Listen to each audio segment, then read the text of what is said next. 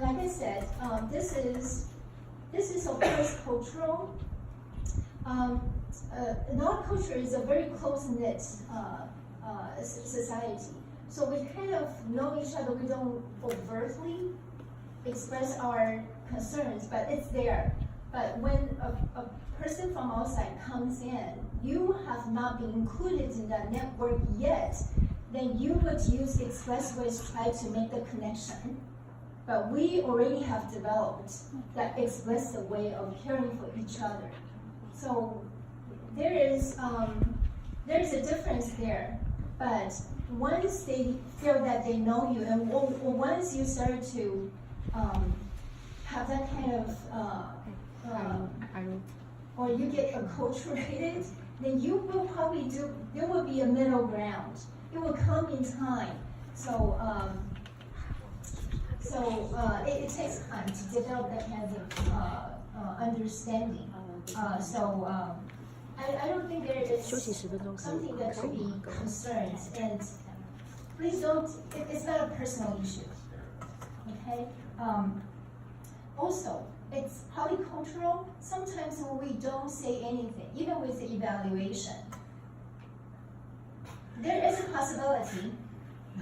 The formal evaluation, this can be cultural. Think about it. What I say may sound very strange to you, but is it a possibility? Think about the possibility. Sometimes when people don't say things, is there a possibility that it's actually by good intention? But sometimes we feel that we are not included, or we are being excluded. We are out of the loop about exactly what you're doing. But is there a possibility that people don't say things is because they don't want you to feel uncomfortable? But surely the idea behind evaluation is to give you feedback so that if there are some deficits, you can work on it. It's the whole thing's pointless without the feedback. Okay, think about this word, being critical. Being critical is not taken negatively in your culture, but in our culture, when we think about being critical, there is a negative connotation. So there's a difference. But constructive criticism. Right, but this It's just criticism is a criticism. I asked one of my co-teachers as well at my school, because I would ask, do you have anything to say about feedback that I'd like to give? And she always said no. And then I asked her, but I seriously want to know if I can improve. Right. Yes. I understand. I know, I hear you. Right. We want others to tell us, it's okay, it's not hurting me, because I want to be better. Right? Like all these positive attributes you list about a good teacher or a good learner. We want to improve, we want to be better. But ways to do that can be different. Chinese teachers and Chinese students, they want to be better too, but ways can be different. There is a subtlety there. This can be cultural, can be very cultural. Okay, so if you look at it, I know, you just want that, but for intercultural communication, it's meeting in the middle. It's not, I change the way I do, especially culture is such a huge thing. It's so deep-rooted. You cannot change overnight. You cannot just change because now I know somebody from a different culture. I have to just flip right away and to act or think like others. And intercultural communication and understanding is I change a little, you change a little, and to become something in the third culture is missing in the third place. We all become different. You will not be the same person after you have the experience teaching here in Taiwan. No matter where you are, it's in Lianjia, Manzhu, or it's in Taipei, Danshui. It doesn't matter where you go. You change. You become a better person or become a different person. We too, your co-teachers, they change as well, right? They have to. And sometimes they don't know that they are changing. You're making that movement for them, but it takes time.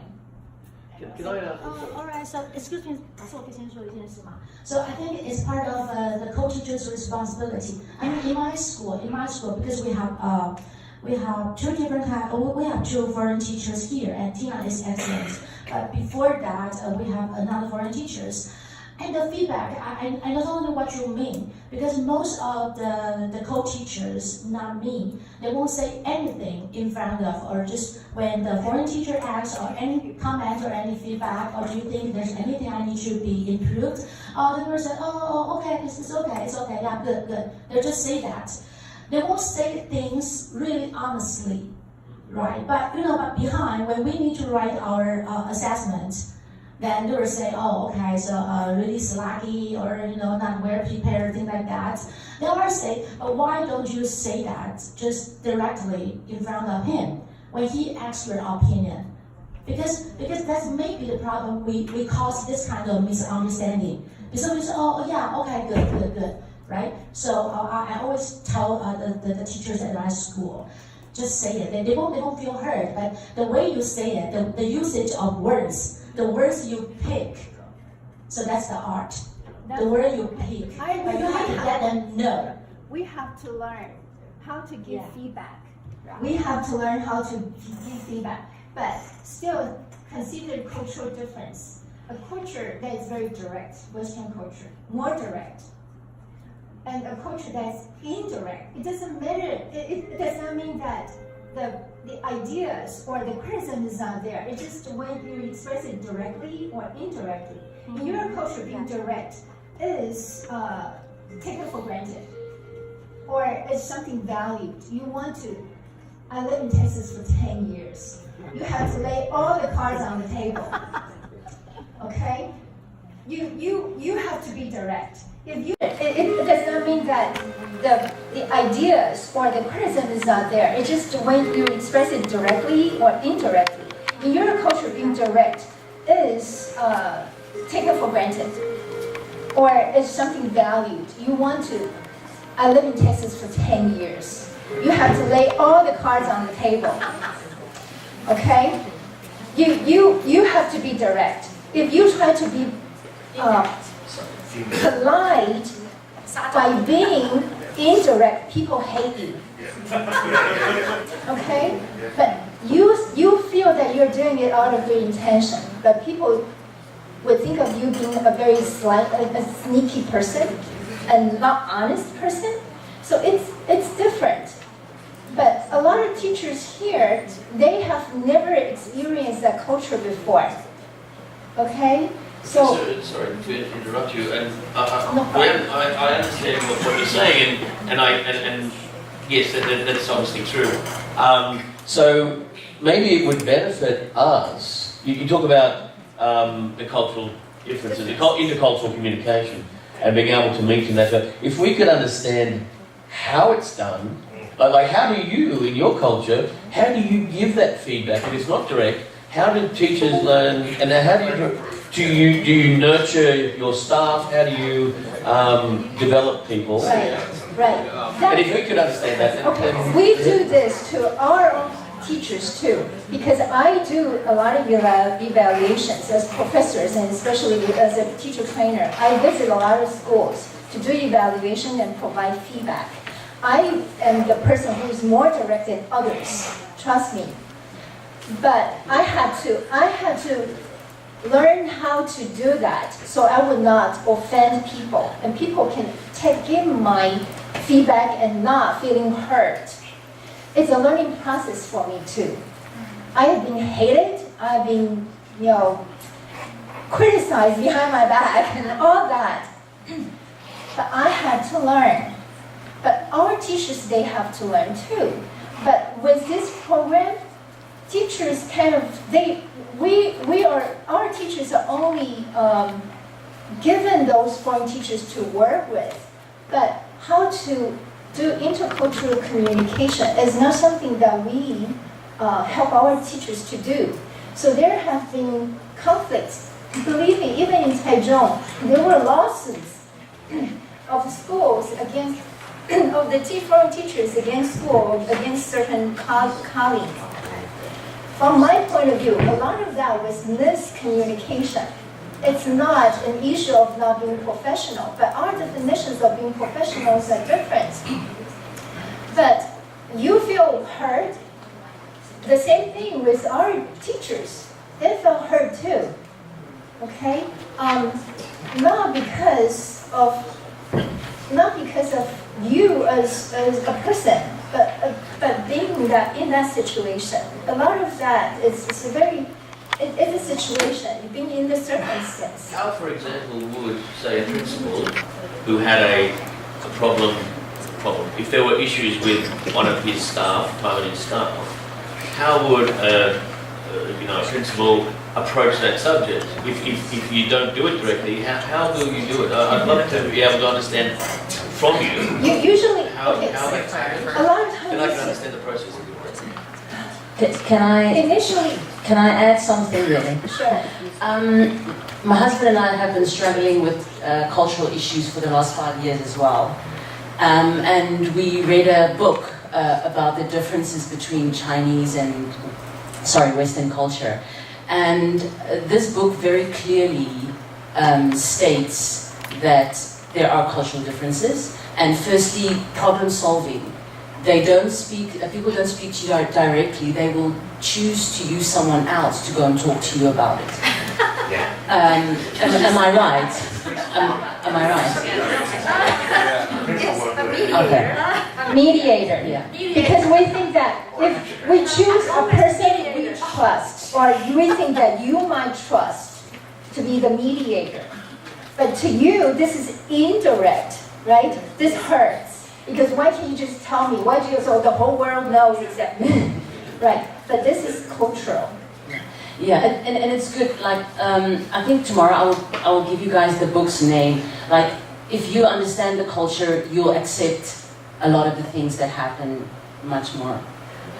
Sometimes you accept, sometimes you still cannot, but at least you would understand, and you don't feel hurt. The feeling of being offended would be reduced, and you would pull yourself out and be more objective about it.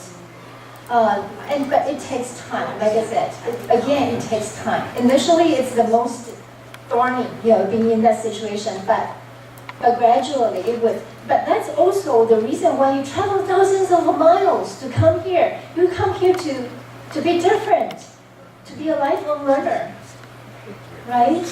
And that's growing pain. Unfortunately, sometimes at age 60, you still feel the growing pain because you are in a different culture, in a different context. Right? We need to wrap up. 我们要休息5分钟。Okay, can we talk about this? Perhaps we still have lots of break or lots of time to talk about. Right. So can we just take a really quick 5 minutes break? Yes, because this afternoon we still need to go to the program. Okay. 10:15. Okay. We'll be back by 10:15 for Mimi's. I guess before we start the presentation, I just had something small to say about the previous topic we were discussing. Sorry, hot or cold coffee? Hot, sorry. It's too Hot? cold. You need hot. Everyone, no one cold. No one cold. All hot. Good. Sorry, Mimi. By the way, tomorrow we're doing the same thing for breakfast. Okay, so that means tomorrow morning we'll go buy the coffee exactly the same. Is that okay?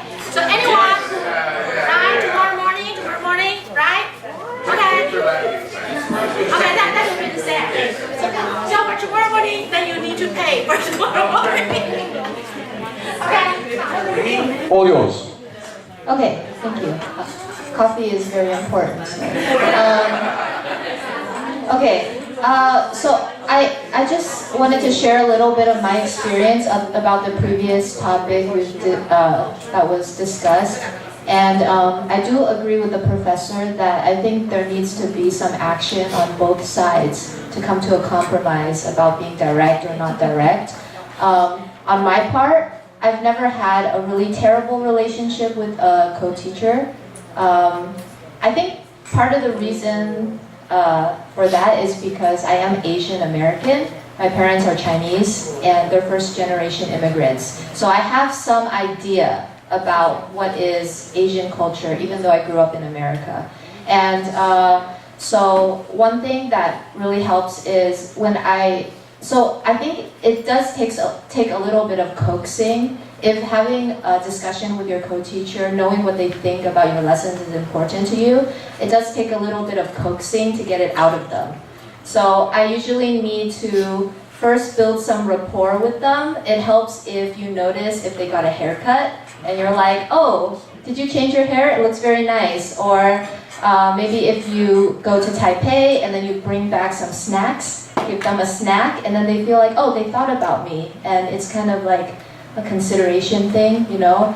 And then, you know, after a few lessons, you can ask them like, oh, is there anything, you know, that I can do differently on my lesson? Is there something we can do better? How can we help the students? I noticed that some students were a little bit weaker here and maybe they weren't getting the attention they needed. How can we help them? So like make it really specific and like keep it polite, but you do need to coax it out of them a little bit. And if you keep asking them a few times, they will tell you. So I think this is like a polite way that I've learned to do it.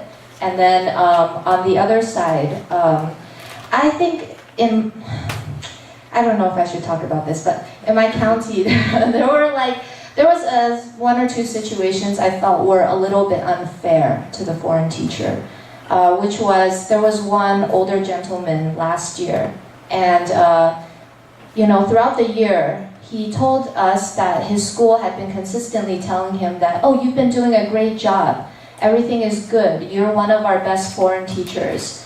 And it was only this year that they started consistently letting us see our monthly review by the co-teachers. Last year, he didn't see it the whole year. And they're like, oh, you've been doing such a good job. And at the end of the year, they didn't invite him back. And he had no idea why. So I think that this, on the side of the school, even if they don't feel comfortable telling us directly, oh, you did this, we don't like this, they need to let us see the monthly evaluation. That is really important because there are people that lose their job or something happened and they have no idea why. Throughout the whole year, they think it's sunshines and daisies, and then at the end of the year, what happened? You don't like me? You didn't like me all along? You know? So I think maybe this is the compromise. As the foreign teacher, don't go guns a-blazing on everybody and try to be direct and, you know, do it my way or the highway. You need to be considerate of the feelings of the Taiwanese teachers, you know, and ask them, coax it out of them. You know, they will tell you if you build a good rapport with them. And then on the side of the school, they really need to give us the evaluation.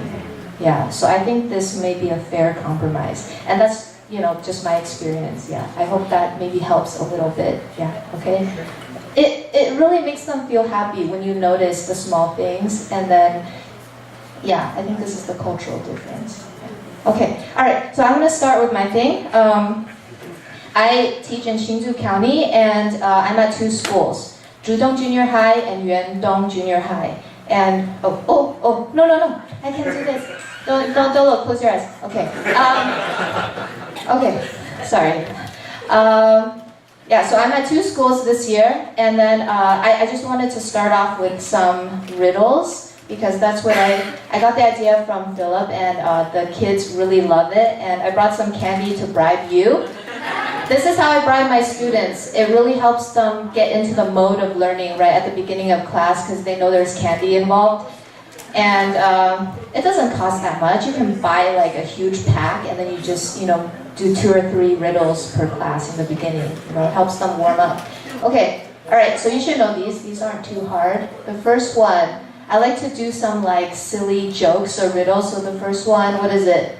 I'm tall when I'm young, I'm short when I'm old, what am I? Did you see the answer? I think I saw Marcel. Nobody see that. Candle. It's easy, right? Candle? Sorry, you didn't raise your hand first. Marcel raised his hand first. So I I need to hear the answer from Marcel. Okay, sorry, what is the answer? I think it just came to me. It's candle. Oh, good, very nice. Okay. Okay, so I usually like to throw the candy. I don't know about, other people, but I grew up in America. At least at my schools, they really like to throw things. Like, when you answer a question, they throw markers at you. And then, I got thrown stuff at my whole life, and I'm not athletic, so it was always stressful but fun at the same time. Yeah, okay, so first one, candle. Some students will say pencil. I'll take that answer too, because I think pencil is also a good answer. Okay, next one. Ready, go. What has hands like hands? Oh, okay. Clock, very good. This one is very hard for students because in Chinese, you don't say the hands of a clock. You say the needle of a clock.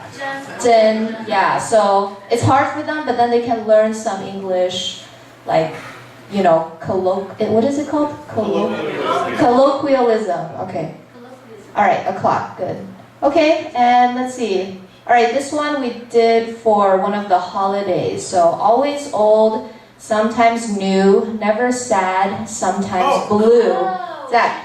The moon. The moon, very good. Rise and fall, black and white. I am the lady of the night. Okay, so I actually adapted this one. And we can learn a poem and also they can guess the moon for Moon Festival, right? Okay, the moon. Okay, and then, all right, the next one, let's see. Okay, so if you're good at math, maybe you can do this one. This one I did for Christmas. The elves and reindeer are going to meet Santa. Do you know the answer? Well, I think there's 5. 5? No. 5? Oh, no. No. There are 14 of them in the room. There are 38 legs. How many elves are there and how many reindeer? You need to do some algebra. Anyone good at math here? You need to do some algebra. Yeah. So how many legs does an elf have? 2. And reindeers have 4. Okay. 8. So wait, nobody's named cheese? 8 reindeer and 4 elves. 8 reindeer and 4. Actually, I forgot the answer. Wait. I need to check the answer. I don't remember the answer. What is it? Oh no, that's wrong. Sorry. Okay. Yeah. Okay. No, that's not right. Okay. 9 elves, 5 reindeer. Ding, ding, ding. Good. You got it. Okay. So I actually showed them the answers like this. This is the math. You need to do it like X and Y. You know this one? Yeah. Okay. All right. Very nice. And actually, this was really great because there were some kids in the class, the good English speakers. There's this one boy. His name is Bruce, and he's whenever we do the riddles, he always gets the answer. So he felt like, I'm something. I'm very special because he always got the answer for the riddle, but he's not good at math. So when I showed this one, another kid was able to get the answer because they could solve it. And then I was like, oh, good. Finally, there's something that another kid could get. So I think it helps, we have different kinds of, abilities and just help cater to that. So 9 elves, 5 reindeer. Okay, and this one? Oh no, did I bring enough candy? I think I did. Okay, can you spot the identical pictures? Okay. 3 and 7. Nope. 2 and 6. Nope. Oh, no. 4 and 8. Nope. 2 and 4. Nope. 4 and 9. No. 3 and 7. No. Are you guessing? You're just like my students. You're just guessing. You're not looking. Huh? Oh, 1 and 9. No. 1 and 7. No. 3 and 9. No. Then 6 and 8. Good. It's 6 and 8. Hey, you're just like my students. They just guess. They're just calling out random ones until they get it. Okay. All right. Here. Oh, only 5 minutes? Okay. Wow, I don't have time for anything. Okay. Okay. And, can we skip it? I actually have a lot to cover. Friday! Oh, good. You got it. His horse is Friday. Excellent. This one really stumped the students. His horse's name is Friday. Good. Okay? Okay. All right. That's too much to cover. I'll talk very fast. Okay, so positives. I'm just going to jump right in. I have a pretty enjoyable teaching experience. I do like my students. Last year I was teaching at elementary school. I think that is not my thing. So I really like junior high students much more.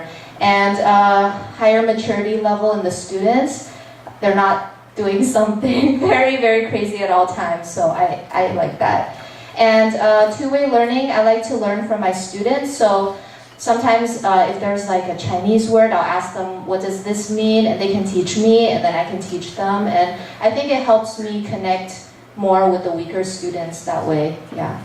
Okay. And interesting topics. We can do some, more interesting things. We can talk about, how would you feel during an earthquake or something like that. They can express more about themselves. I think they're deeper thinkers in junior. And generally good relationship with my co-teachers.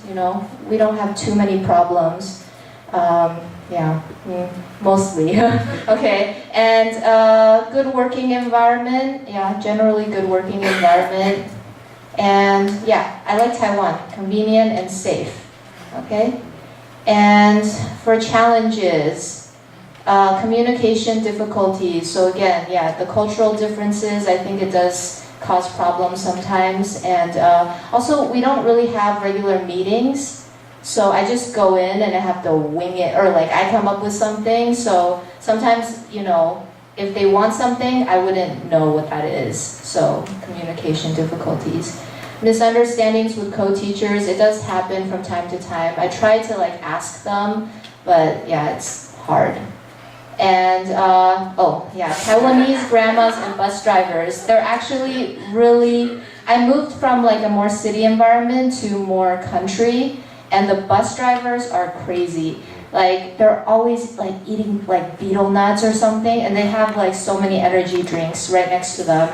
And then, I've missed so many buses because they would just drive right past me, or they would let the person in front of me get on, and I didn't have my foot right behind them, so they slammed the door on me and just drove off. That happened to me twice already.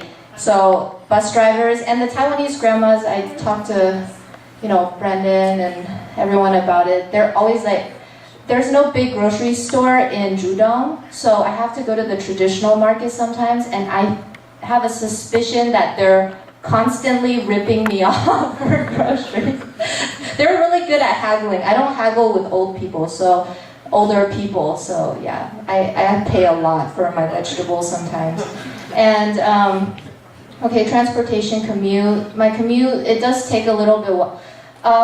For 3 days a week, I need to bike for 20 minutes up this hill to go to one of my schools. So I'm really fit now, but it's really tiring. And the other, so I need to take 2 buses up the mountain. So that's actually less tiring than the biking, but it just takes longer. Yeah. So. And, this is what I wanted to ask people about, actually. Differentiating instruction, this is what I have some problems with. The kids in the classes are at so different levels, and it's a big struggle for me. And, keeping everyone happy with different expectations. Every co-teacher is different. Every school is different. Everybody wants something different, and you have to figure out what it is. So it's stressful sometimes, Okay, and so this is what I do for differentiating instruction. I hope maybe it can help a little bit for others. Let different classes go at their own pace. So if they don't finish because they're slow, I have a PE class in Judong. They are really, really slow. They can take twice as long to do the same thing that other classes can finish in one class. So we just take it slow. If we don't finish, I don't think it's worth it to rush it, because then they're not learning the information anyways. Okay, and then preparing different more, time's up. Okay, preparing different more challenging tasks for advanced students. So yeah, so I do that. And insert some optional bonus tasks through the lesson for early finishers. So I have some bonus tasks in there, and if they finish, I just tell them to do that so they're not like bothering the other students, and I give them extra credit for that. And ask early finishers to write their answers on the board. Problems I've encountered with this. Difficult for me to keep track where everyone is at sometimes. I have a lot of different classes. They're all at different points. I need to write it all down. Sometimes I forget and then I can't keep track. And then it takes a lot more preparation time. Yeah. So I was actually hoping I could get some feedback from you guys about what do you do to differentiate your instruction and how do you assess the students? Because I think I need to assess the students or else I can't keep them accountable for their work. So I have a lot of packets to check and it drives me crazy. But I need to do it because they don't do it if they don't think you're gonna check. So anyone have any suggestions for me? Maybe this can be part of our feedback time. Can you give me some suggestions, Sam? I don't know if it's really applicable to your situation, but at least when I do activities that whereupon we try to utilize the content, the language that's being learned, and put them into practice, I try to do activities that are all-inclusive of all students, but also something where I can play as well. And that way I am getting that informal assessment occurring because I can go and force every single student basically to play with me. Yeah. And so like for example, I do this card game. I give every student 3 cards. And quickly, so it would just be like, let's say they're country flags, you know, and I say, hi Wilson. Wilson looks at my card, he says America. I look at Wilson's card, he has Spain. So, and then we do paper, scissors, stone, and then the winner gets to take the other person's card. Yeah. And then you just go off and you find another pair. So, but my point is like when I'm in that activity, I can go and talk to every single student, see how they're doing, and informally assess the entire thing, like each student individually and how well everything is going in general. So I'm just saying, like, I try to do activities where I can be a part of it and assess it in that way, and as an informal assessment, of course. So. Yeah, I mean, is that for elementary? Yeah. Yeah, because I do junior high. I've done it for junior high, just did it for the last 2 weeks as well. Okay. Actually. Yeah, I mean, with a similar thing, but just with a different medium. So I'll get a general class survey. They've got to go and ask 2 boys and 2 girls, and they've got to go around, and I'm going to be checking because they've got to ask the names first. So they go around, they're asking each other a series of questions about whatever topic we're discussing, and they have to come and ask me. I'm one of the people they must speak to, and because I do it with them. And that way I can ask them questions and I can get them to ask me questions. The questions are written down, but again, like Sam said, you're informally assessing that way. If you're talking about like formal assessment, that's a completely different issue because I've got a serious problem with that at my school as well. But the informal, like Sam said, is find an activity where, like you said, you can really get involved and you are one of the participants in it. And and make them feel comfortable coming to you and asking you questions and answering their questions because they'll listen to your to your answers, and so you're providing them with an example that they can emulate.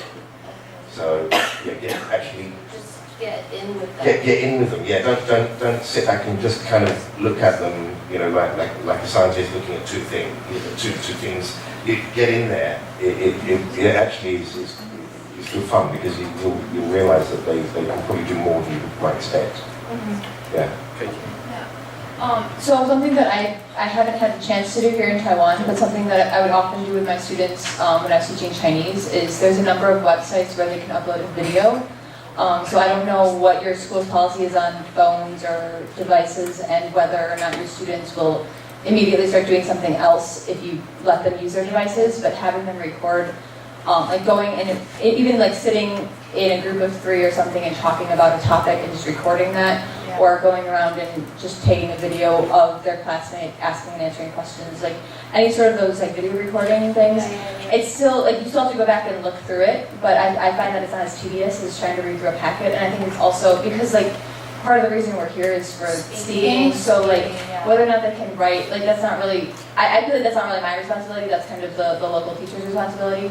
So if you're trying to get them to talk, recording actually really helps. And I think we actually did an activity with our club, and it was surprising how many students who normally never want to talk actually really excitedly grabbed the iPads and like ran off and recorded themselves. And like recorded it like 4 times to have it be perfect, and like it really did actually, they were practicing every time, and I thought that was actually a really good way of, more formal than maybe some of what the others suggested. I want them to have a product.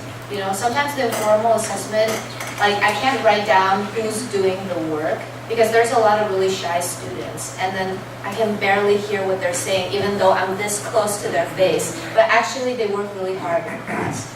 So yeah, so I like to have them give me something and then I can see who's trying, you know, so yeah. In terms of like maybe a written assessment, something I've done is I've made different level worksheets.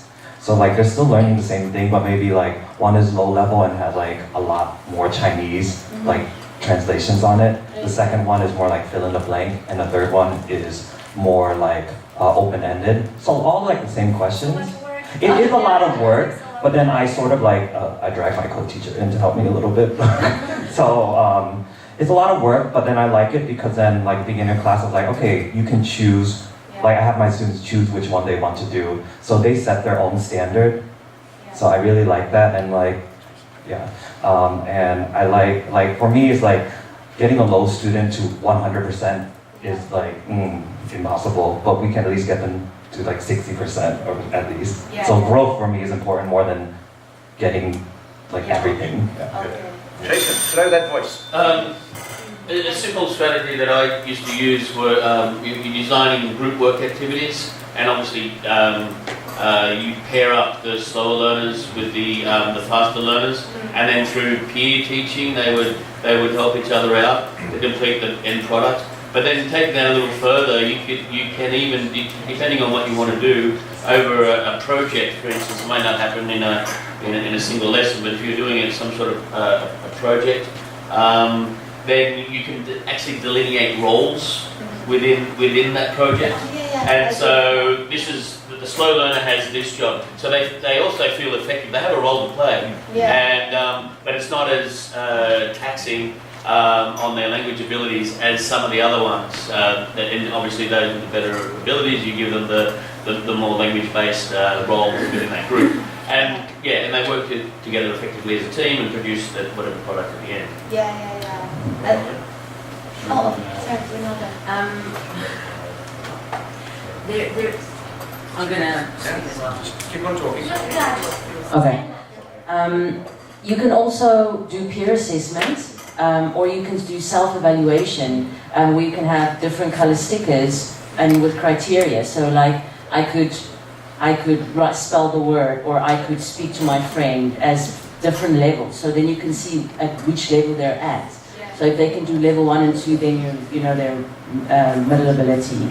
If they can do all 4 levels, their higher ability. Kind of like. Can you explain one more time? Okay, so let's say you have 4 criteria. Like I can say the vocab. That's your first sticker, like red sticker.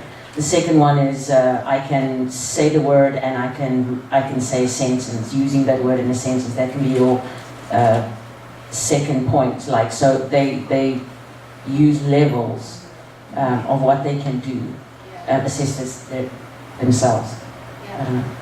Okay. I've got 2 things. So for the assessments, to keep them kind of honest and actually doing work, we use an app, me and 2 of my co-teachers, we use an app called Seesaw. And essentially it's just a place, it's essentially like a digital classroom essentially. And we just upload the students' work, whether it's written work, they can take a picture of it, they can do something on an iPad and upload it, a video they make. So you just upload it there, and all of their parents are on Seesaw too. So any work they do, whether it's graded or not, they know it's going to be up there where other students and their mom and dad are going to look to see how did you do today. Okay. It doesn't even have to be graded, so you don't have to go around marking anything. Some of it might be. But just the videos and everything, and it lets them see, and then they'll go and watch each other's videos. They get to hear how other people did the same assignment and everything. And for the differentiation, I like to have like little teachers. So some of my higher students, the ones I can really trust, me and the co-teacher will talk to them and make sure like we know you're really good at English, right? If you finish early, have us check it, make sure it's right and everything, and then you can go around and help other students. But we have to be very careful, like I don't want them to go around just give them the answers or anything. They have to actually, you talk them through about what their responsibilities are and actually teach them and help them do it. Don't just do it for them. And so I'll be over here helping with some students, and I'll look on the other side of the classroom and there's a girl sitting there really helping one of the lower students in the class. Yes. So that really works. But you have to be very clear with what is expected of them. And usually, even in grade 3s, they're really good about the responsibility and do a great job with it. In grade 3, they feel very proud to help the teacher. Okay, your coffee is brewing. Just very quickly, if you can grab your coffee. Also, if you can pay Annie, and then also ensure that your coffee is paid for tomorrow morning as well with Annie. Okay. Today and tomorrow. Yeah. Okay. Thanks very much, eh? So grab your coffee. So I had like some project stuff to share, but we don't have time, so I'll just skip it.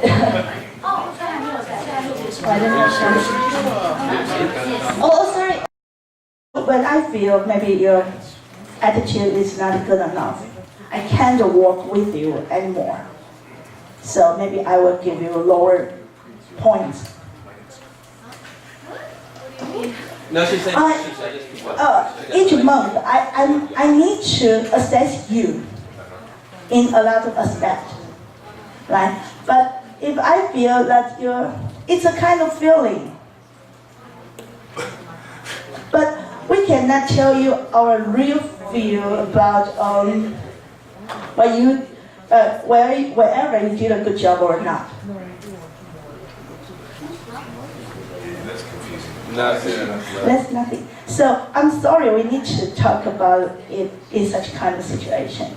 I think maybe next time, would you please just talk to me, because we work together in a lot of things. I didn't say anything. I can help you, except the grandmother and the bus drivers, okay? Right. I'm not going to say anything more.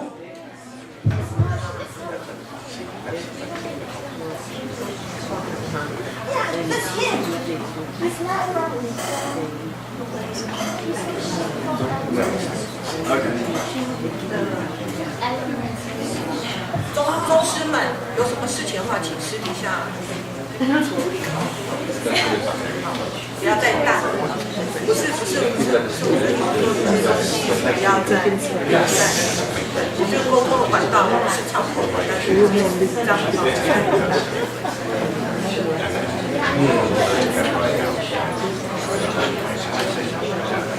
Right, shall we start again? And I hand you over to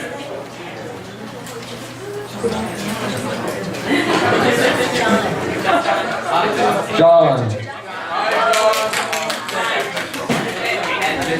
Questions?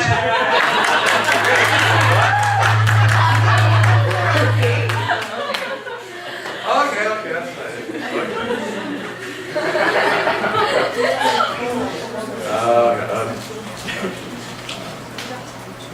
Okay, I'm gonna start a video first. Let's see what we're doing.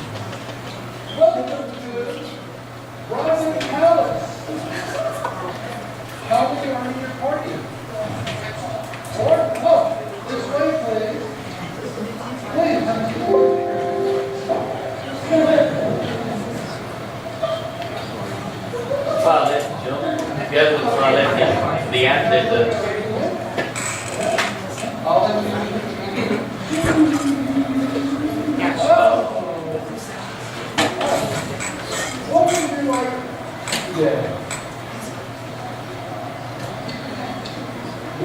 burgers are very good. The gratin fries are excellent. The beef gratin is very good. They're all excellent choices. And for dessert package, you go to the gratin popcorn. So, what would you like?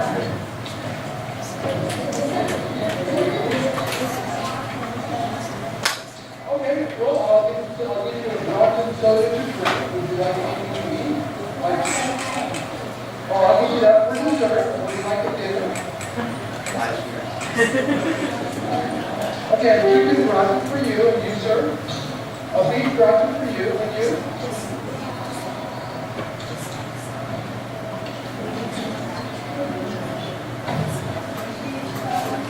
A chicken gratin. Okay, I will give you a chicken gratin, and you. And a fish gratin.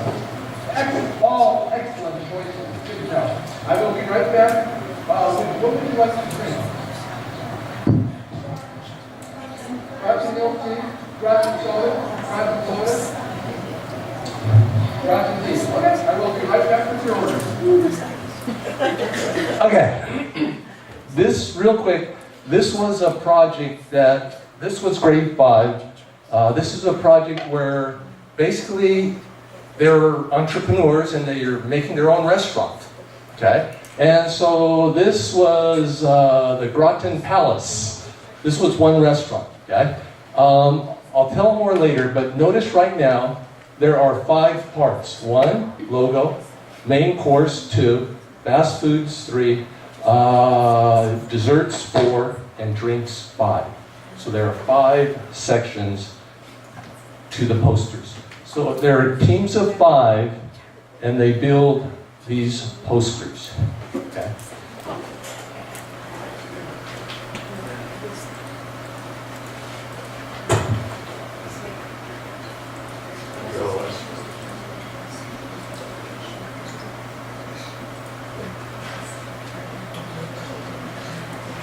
Okay, I'm going to present, this is a unit that I did with grade 5. I'm not going to necessarily present my school. I'm at Dongxin Elementary. But this is a unit we did in grade 5. Okay, the goals in this unit were for the students to basically be able to use English in a restaurant. Okay, so I'm trying to get them to set up their own restaurant, and they have to use all English in this restaurant. The tasks were they had to design their own menu with the 5 items: main course, fast food, dessert, and drinks. Okay, so introduction. Okay, so the posters again, they had the logo and the different items. And for like main course and fast food, not that one. Not that one either.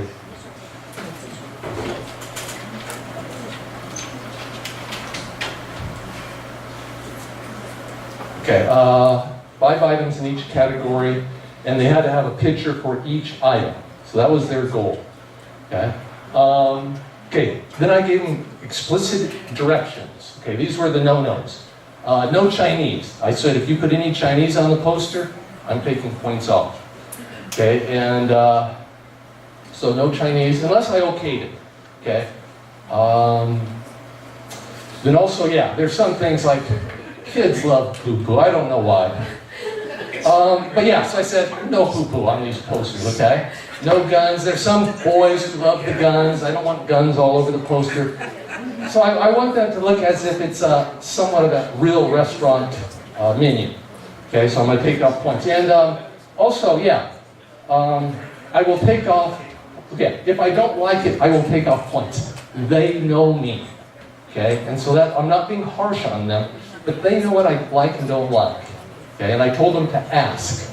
Okay, another thing, a lot of kids like to, boys, knives and blood, and I told them no blood. But in Taiwan, they have dog blood pudding and stuff. So I have to, you know, be lenient in some ways here. Okay, so ask. Do's, be neat, ask questions if you need help, ask before you present, and have fun. Okay, this was a poster just I made for an example. So five people. 1, 2, 3, 4, 5. This was mine, stinky tofu. My students know I do not like stinky tofu. Okay? So everything was stinky tofu, and it's fun. Yeah, they stinky tofu ice cream they really love. So anyway, but that's why I wanted them to have fun too.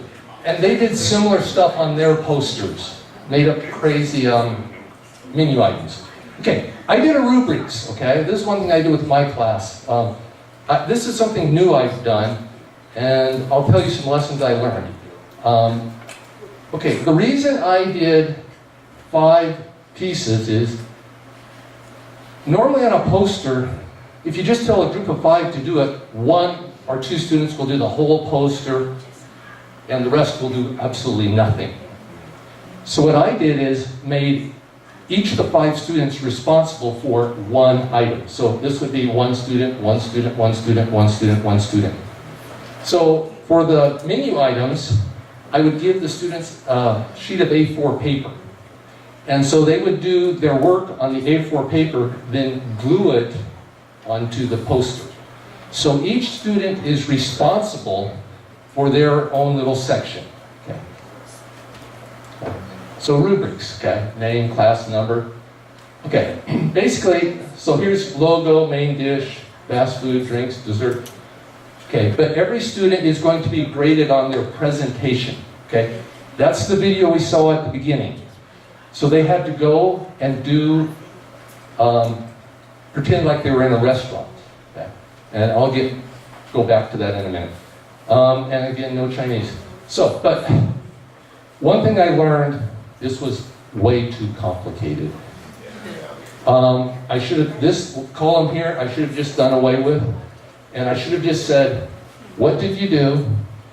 And presentation. And that should have been all. Okay, so this was over-engineered. It was confusing for them. Okay. Also, I gave them a dialogue. Yeah, did you get that all? Oh, thank you, thank you. Dialogue. Okay, so I gave them a dialogue. I struggled with this. I'll get started. Well, no, okay, let me go back again. My school, it's quite an affluent school. In my grade 6, I have probably more than one, but I know of at least one student who's reading Harry Potter in English. And having problems. One of my grade 5 students is going back to Canada where she grew up for part of her life.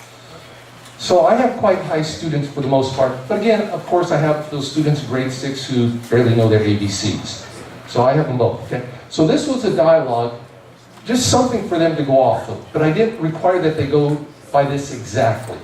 Okay? But I had some different activities for the students to, try to do some speaking and just some, not as talking heavy as I would have normally done for activities in this class, but with the irregular past tense verbs, that is unfortunately just a lot of memorizing for it. So that was for that class.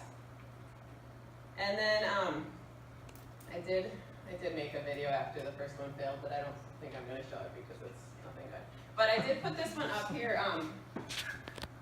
The students were learning the there is, there are, is, there are, there for their grammar for the seventh grade class. And in their workbook, everybody said in and they filled in the blanks like they were supposed to. But I wanted to take it a step further, so I gave them a sheet with this list of words on it and got them into groups of 3 or 4 students, and wanted them to write sentences using these words. So you can see like there is, there are, there is, there. So I wanted them to be writing like sentences of, is there any milk in the fridge? Or there are some apples in the cupboard. And it worked well. It took them a lot longer than I would have thought, but I think that was just kind of an example of, it's really easy to fill in the blanks in your grammar textbook of what words belong where, but when you actually have to make your own sentences and construct it, it's not as easy. So when I do all these activities, I think my co-teachers are always very open to them and supportive of it, and hopefully by me introducing these kind of new things, then maybe something that they will start doing in the future. And one example I have is with, I have one 9th grade regular mainstream, not the advanced class, but when I go in and I try to teach, I do a lot of drawing on the board and a lot of hand gestures and stuff. And last week, then the teacher in that class, for the first time I saw her when she was doing her portion of teaching, she went on the board and she drew the pictures of the flower in the flower pot instead of the direct translation into Chinese was what she had been doing. So I saw that maybe as a little bit of an accomplishment that, you know, they are seeing what I do and maybe it might be incorporating into their style of teaching as well. For me, the great parts of my time teaching in Taiwan is, as I mentioned, the beauty. There's just a lot of beautiful places around where I live, and I took this picture. It's about an hour south of where I live when I was just taking a drive along the coast with my family one weekend. And people are so very nice here in Taiwan, and that's what I read a lot about before I came, and I have seen that to be true, that they go out of their way to help. My husband and children, they came after me, and they had a funny story at the train station where somebody was going out of their way to help so much that they were leading my husband to the train platform that he needed, but in reality he had all his luggage sitting out on the front of the train station. But you know, so this person just saw the ticket and was like, I can help, I know where that train platform is. So you know, yeah, people are very helpful, and you know, sometimes it doesn't work out the way we wanted it to, but it's still appreciated. Another great part is having enough prep time at school. So if I teach, you know, approximately 20 classes a week, and that gives me basically another one period to plan for each period. So that's very different from the United States. Gives me the opportunity to think creatively and to do a lot more interactive things in the classroom than I would in the US. And I love that anywhere I go, I feel safe here. You know, I can walk around at night and I've never felt unsafe, which is great.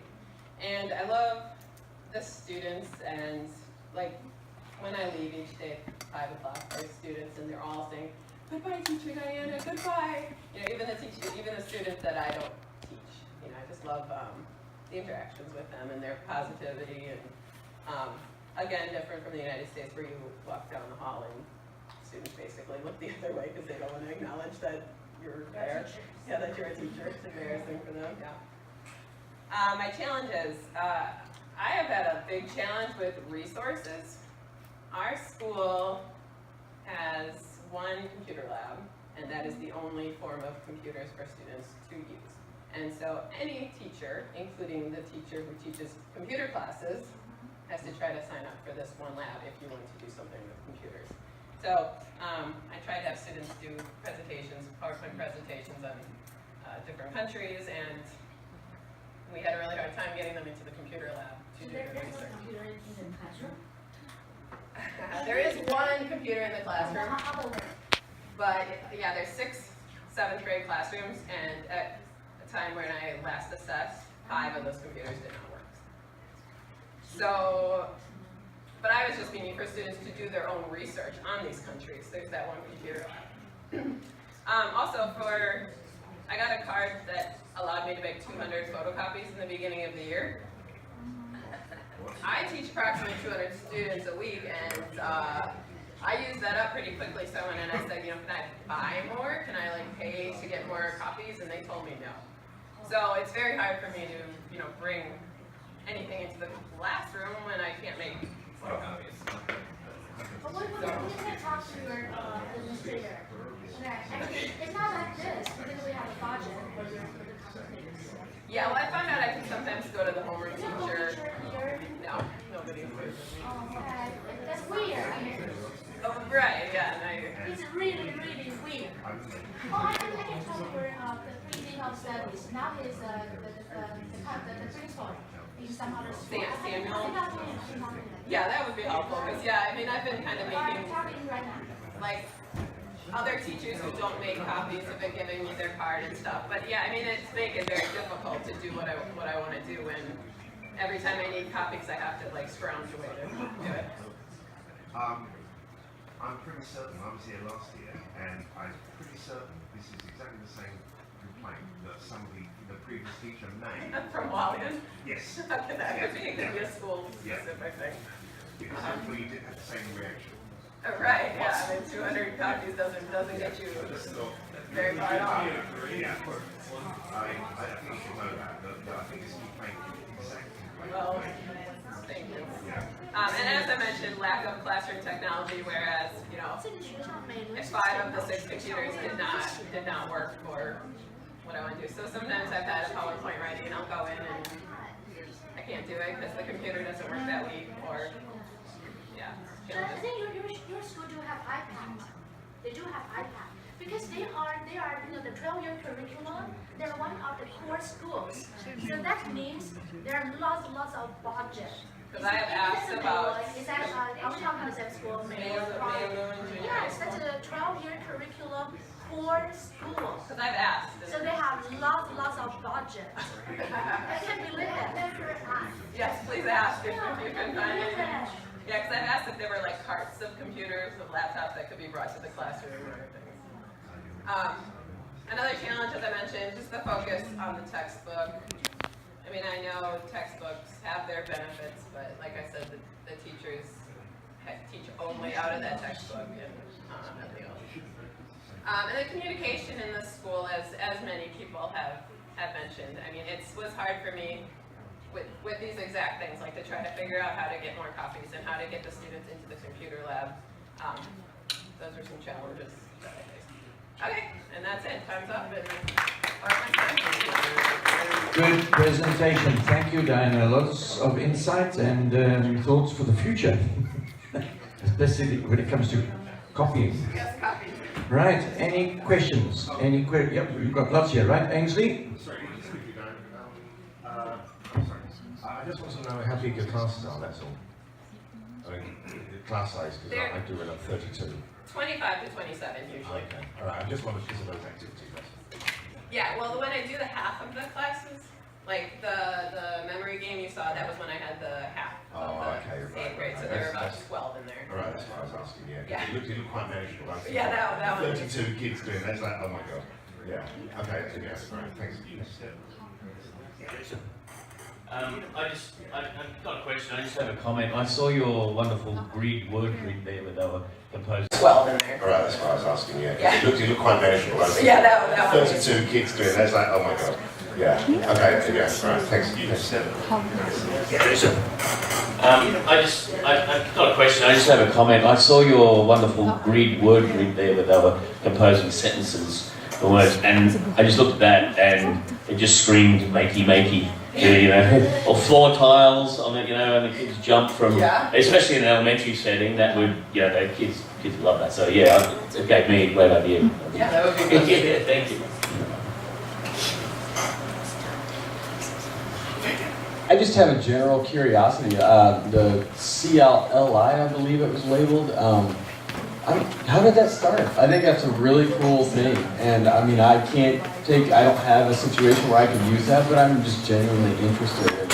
Yeah, it was ICL, International Community of Learners. I didn't have anything to do with starting that. When I got in, it was a program they'd already been doing for a few years. And yeah, it is very cool. There's the people they Skype with. Our group, they Skyped with somebody who was from France and China. And that way, if there was anything that couldn't be communicated in English by my students, then the student from China could help, you know, allow them to speak in Chinese and then talk. Because there was a lot of discussion about culture and, you know, like what are some of the holidays you do, what are some of the foods you do. And so some of those vocabulary words were beyond the 9th graders. I was actually wondering about that because our school tried doing the program with Haida as well.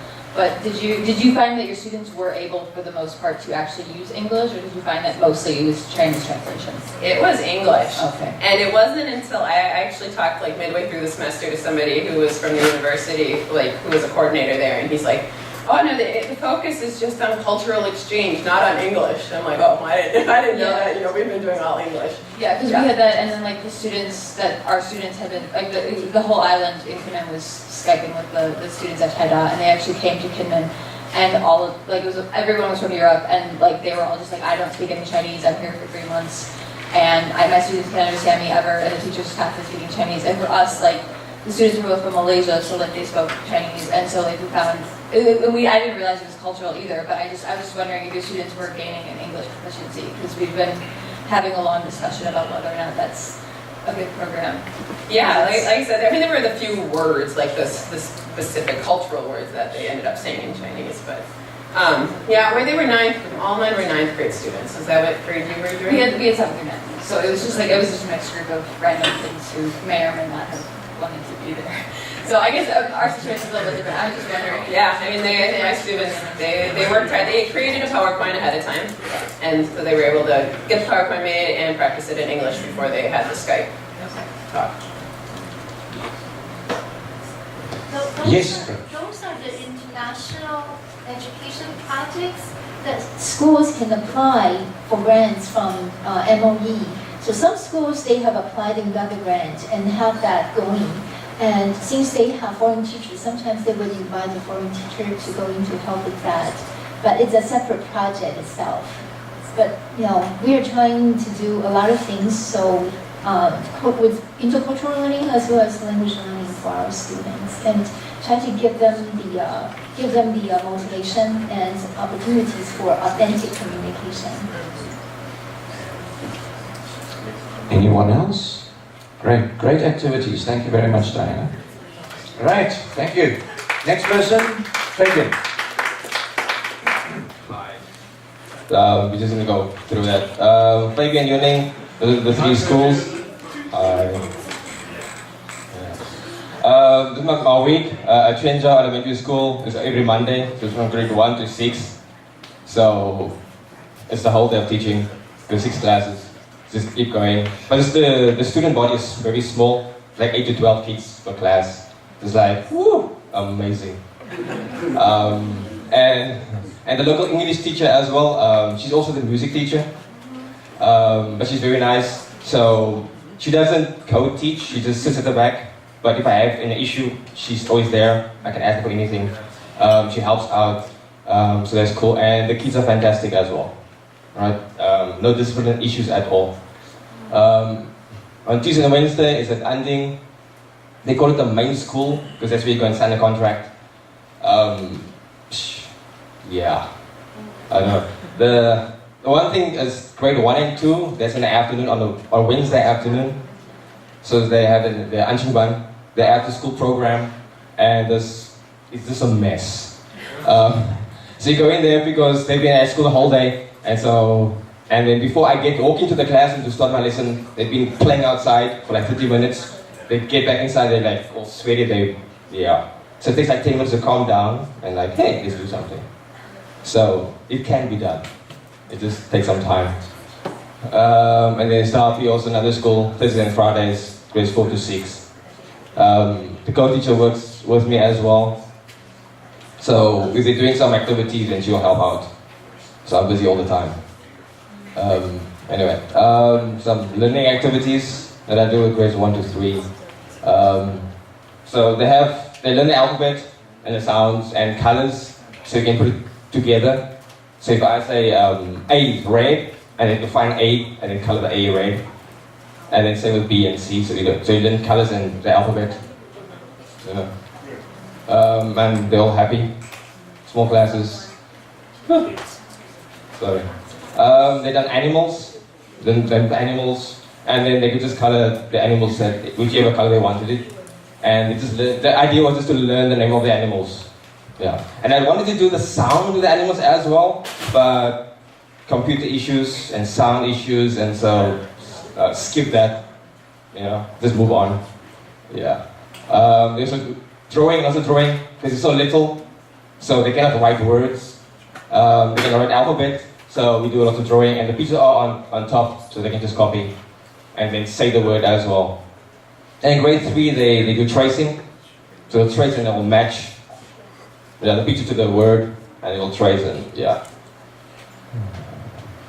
We had a unit on family, because many of the students, they don't know, mother, uncle, and father, because in Taiwan there's so many different names.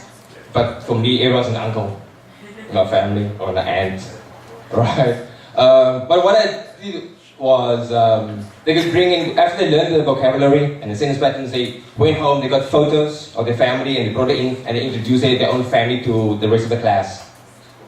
So there's some interaction, so we learned about each other.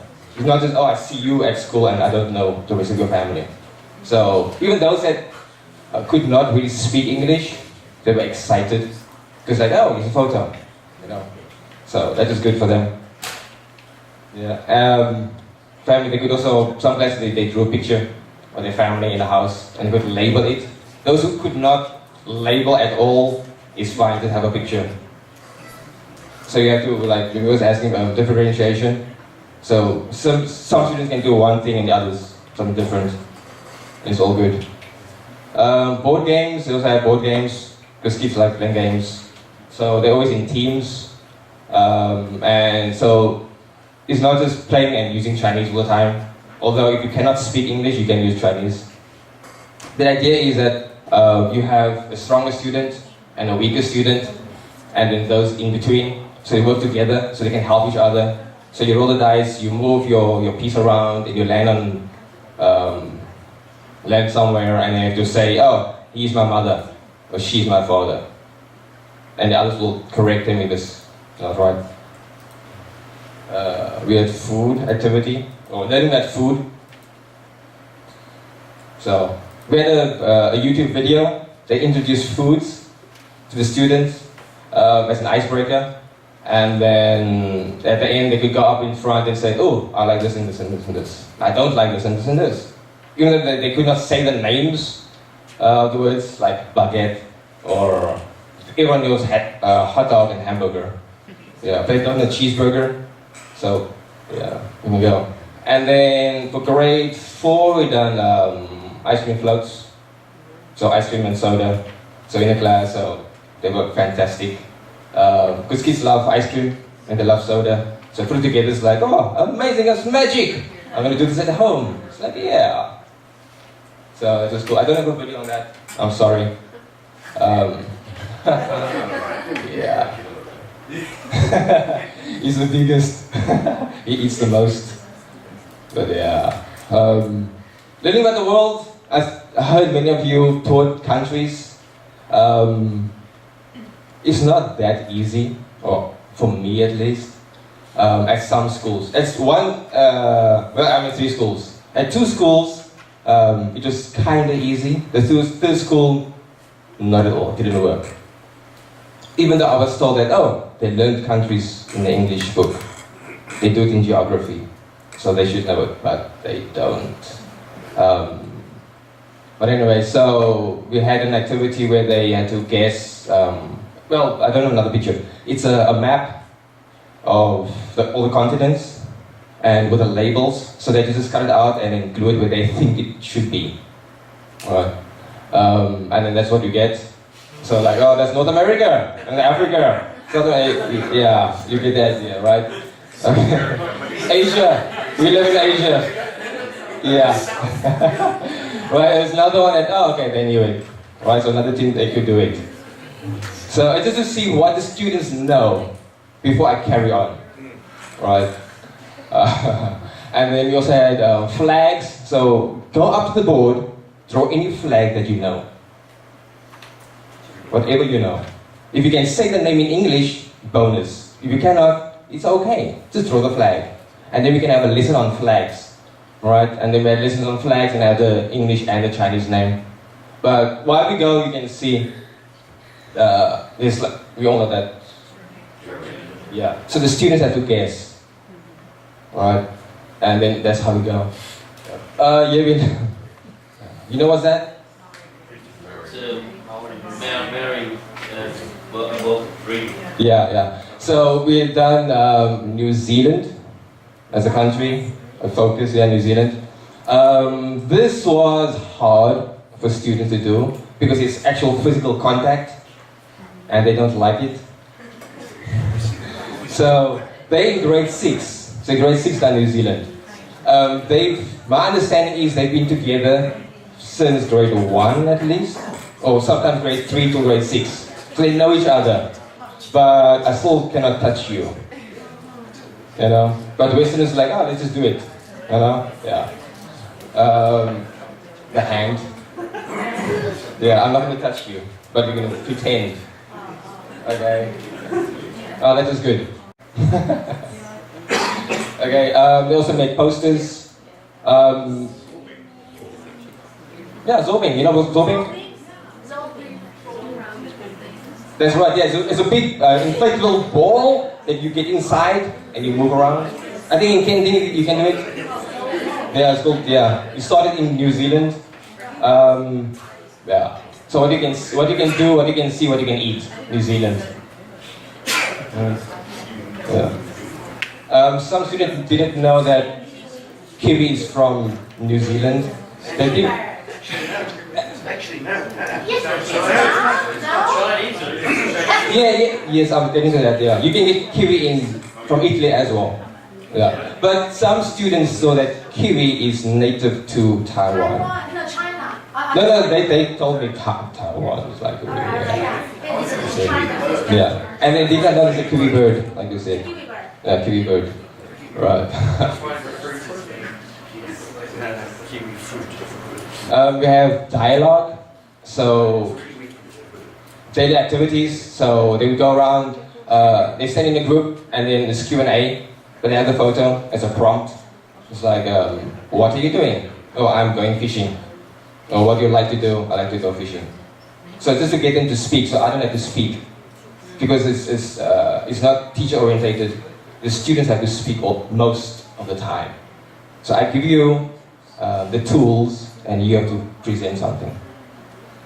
So the ball is in their court. I also enjoy students to do, get them to do interviews. So they interview each other, and they have to write down their answer. And then once again, because there's different levels in the class, those who cannot write a full sentence, they will just write the word, or some would just throw a picture. Right.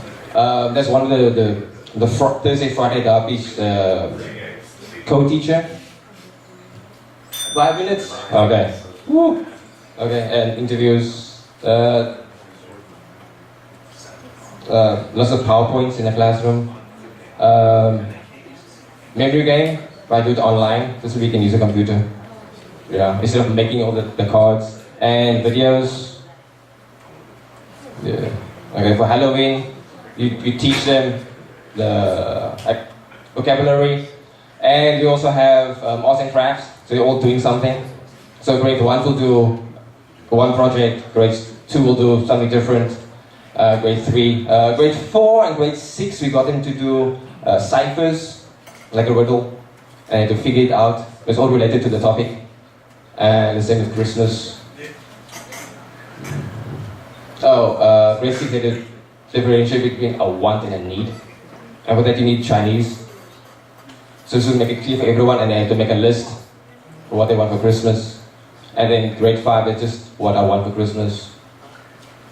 Grade 4 they done a Christmas tree, a pop-up card, and cones, more Christmas stuff. I also do stories with the students. So read a story, either before the class, or at the beginning of class, or at the end of class. And the students are very involved in that. At most schools, most classes, they enjoy stories. We also done a cootie catcher. A little, yeah. And then they can use that to practice vocabulary and sentence patterns. Okay, I think I'll show a video.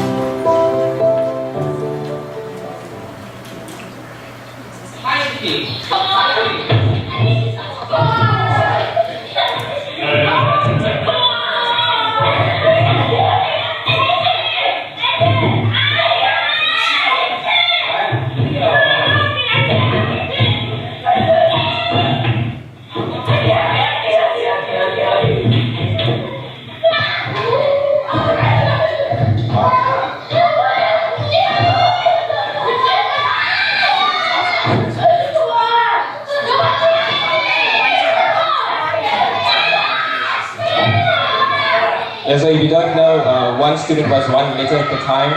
At the end of the throwback.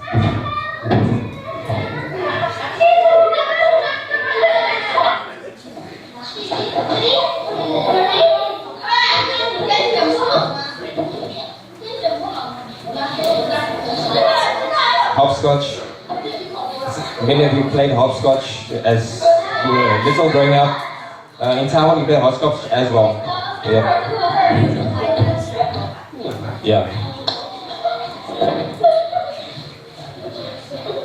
So the student has, they know the sentence pattern, they have a picture, and they have to choose one, and they have to hop, and as they're hopping, they have to say the sentence.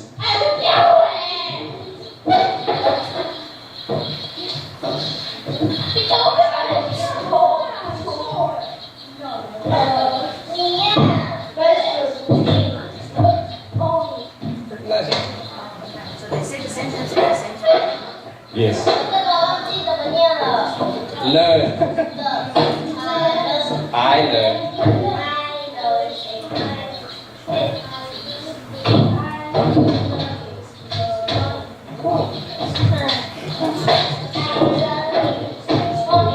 Hey!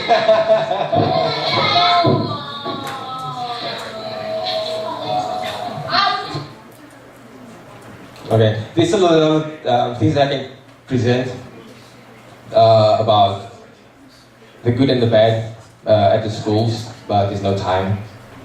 But I think I should speak to Lina later. Okay. Thank you. I think that was a great presentation, a lot of preparation, Fabian, and I'm just thinking while I'm listening to Fabian, the wealth of intellectual property we have in this room. Yeah. I mean, it's fascinating. Well done, Fabian. You're giving me something great. Okay. Sorry? I mean, it's similar to your typewriter. Yeah. But I mean, this is great stuff, and you've got my brain ticking. Well done. Questions, queries, comments? Then we invite Professor to give a comment, wrap up. Okay? Okay. How about? And if you have any comment, you can just write it down on the piece of paper on your notebook, then post it outside. Okay? 老师你要不要做看完就好？对，因为我们现在时间不多，开始。Thank you very much. This afternoon. I just have one thing very quick to say, because I know you're hungry. You're probably looking forward to lunch. But my observation, I think it's probably something that we want to think about. I'm not sure what you think, but you can give me a very direct response. I'm fine with that. What I observe is that, I realize that you are from very many different countries with different cultures. But when you were teaching about culture, I noticed that it seems that we are focusing on holidays from native English-speaking countries only? No? I know I did that, and it was more of just because it was easy. It's what I knew. Of course, because you're I've been from celebrating America. those holidays since I was a kid, and so I thought of different holidays that we could have. I saw somebody did like Dia de los Muertos and other. You did it? I guess what I'm trying to say is, yes, of course, it's okay to introduce holidays that are very popular in English-speaking countries, your Christmas, Halloweens, Thanksgiving, and etc. But what I'm trying to say is that, at least from my point of view, wherever you come from, you do have your own culture and your special holidays. We see you as a very important cultural resource to us too. English is used as the international language for global communication, not just about certain cultures. If you do bring along with you your own culture to be shared with our students, I think that's most valuable. And I think it should be okay to have those in our culture you are familiar with and you're proud of, and when you share with that, share with our students about that, that enriches our understanding about the world as well. That's just one very simple. But I actually did PowerPoint presentation at one of my schools because not many people know about the Caribbean, particularly St. Vincent. So I did a PowerPoint presentation, and in it I included aspects of the Caribbean and Vincentian culture. Yes, to wonderful. the entire school. Yeah, that's wonderful. That's what I'm saying. You know, all these kind of things we don't get easily, but since you are here, you just have that. Yes. Yeah, what I try and do is, I try and get away out of Taiwan. Don't take the wrong way. I like to go on holiday. So Chinese New Year, and it's a short holiday, but the summer holiday, I try and get back to Europe if I can. I don't always manage it.